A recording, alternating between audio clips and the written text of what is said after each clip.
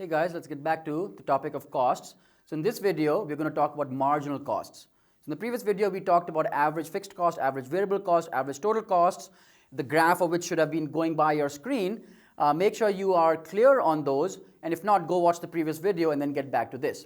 So in today's video, we're going to talk about marginal cost. You should know what it means and how the formula works. Now we're going to be graphing it. Why is marginal cost important? It's perhaps one of the most important costs that you're going to be looking at as a business person, because your goal is to earn money, right? So earn profit. So marginal cost gives you a lot of information about what you should be doing. So we know our baker Sidhu, who we've been talking about for a few videos, is a rational person. They want to maximize the profits they earn by thinking at the margin, right? So they're going to be making decisions at the margin. So when you increase a unit of output, if you produce one more output, your costs rise by marginal cost, because that's what it means, right? How much is it going to cost me to make one more unit? And what you get out of it is how much you sell the product for. So if your cost of producing that last unit or one more unit is less than the revenue you get by selling it, then it makes sense for our baker to produce that unit. And if it's not the case, if MC is more than the revenue that you get from that extra unit, then you should not produce that unit.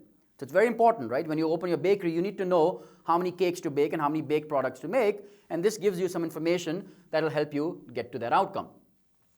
So marginal cost, hopefully remember the definition, is a change in total cost divided by the change in quantity, or it's also a change in variable cost divided by the change in quantity. So we are going to look at what shape it takes as you're producing more output. So for small levels of output, marginal cost is going to be going down for the same reason average variable cost goes down, which is because the firm is experiencing increasing marginal product of labor. If each extra worker you hire is being more productive, then the output each person produces is going to be higher and higher. Therefore, the extra cost that it takes to produce a unit is going to go down. So think about that. Pause the video and think about that. And make sure you are clear on that. That's exactly what I said. And then eventually, we know the law of diminishing return sets in. And then every firm, in the short run, all of this is in the short run, because you have fixed inputs in terms of all the other inputs, our baker does not have more baking machines. He does not have more coffee machines. He does not have more space. Keeping everything else fixed, he does not have more inputs. If you hire more labor and therefore produce more output, you're going to be subject to diminishing returns. So make sure you understand that concept. What you should think about, and I'll address that in the next couple of videos, just to make sure you are looking at the relationships, think about where MC is going to be intersecting both average variable and average total costs on a graph.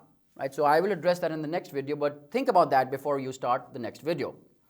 So we have the same costs as the previous couple of videos that I've been seeing. Marginal cost, you know, is the change in total cost divided by the change in quantity.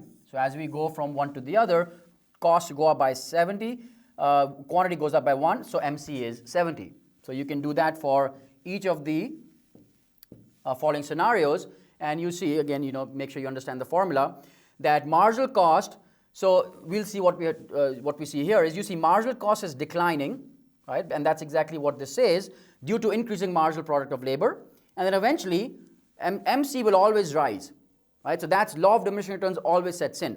Now, whether it goes down or not, it depends on whether your firm is experiencing increasing marginal product or not. That might not always happen, but if it does, it's going to go down. If increasing marginal product of labor does not happen for your business, then you will not have the downward sloping part of MC. But assuming you do, which is what we're assuming here, we're going to look at the whole spectrum of possibilities. Your MC is going to be U-shaped. It's going to go down and it's going to go up. In some very extreme cases, and we'll get to that in the next couple of chapters, MC might also be a fixed number. So that I'm going to just tell you that here, but we'll get back to that later on. So just graphing this out, again, you can see that marginal cost curve is going to be U-shaped. It's going to go down for some level of output, and it's going to go up for some level of output. So if you understand the previous video and this video, you should know that AFC starts off very high and continuously goes down. AVC is U-shaped, ATC is U-shaped, and it takes on the addition of AVC and AFC, and then now MC is also U-shaped. So we're going to eventually put all four on one graph. So it's extremely important, and I cannot emphasize how important this is, for you to understand each of these separately, so when I put everything together, you're not confused. This is probably the most challenging part of microeconomics at your level. So pay extra attention to this chapter. Hopefully you have been paying attention for the last few videos, before we continue.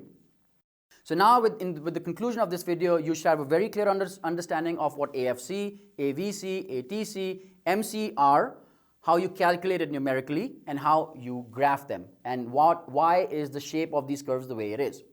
So review that, and in the next time we'll continue with this topic.